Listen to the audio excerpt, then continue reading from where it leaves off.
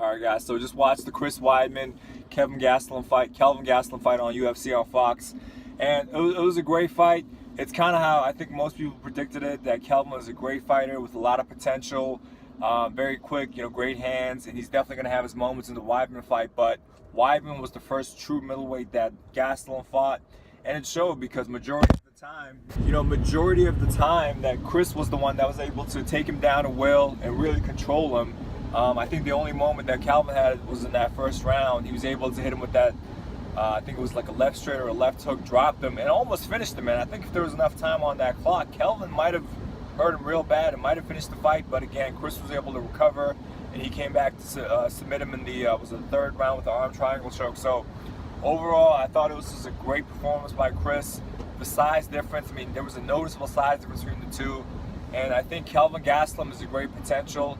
I think at middleweight he can be a contender, but I think at welterweight he'll be a champion for sure. The sky's the limit. He's still a young kid. That being said, I'm happy because I'm a big fan of Weidman.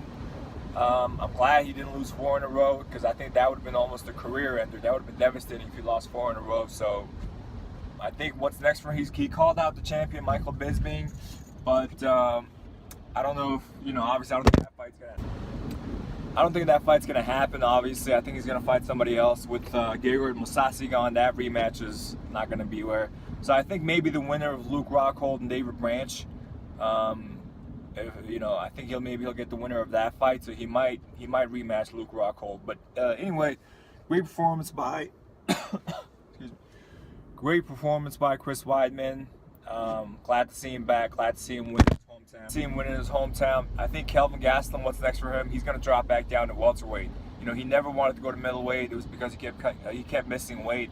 And I think he'll realize now that he's too small to be fighting middleweights. Guys like Luke Rockhold, Weidman, Yoel Romero, and guys like that are just too big, too strong for them, and we saw that. But again, I believe in the potential of Kelvin Gastelum, and I honestly do believe that if he stays in middleweight, he will be a contender. But if he goes back down to welterweight and makes weight, he will be a champion for sure.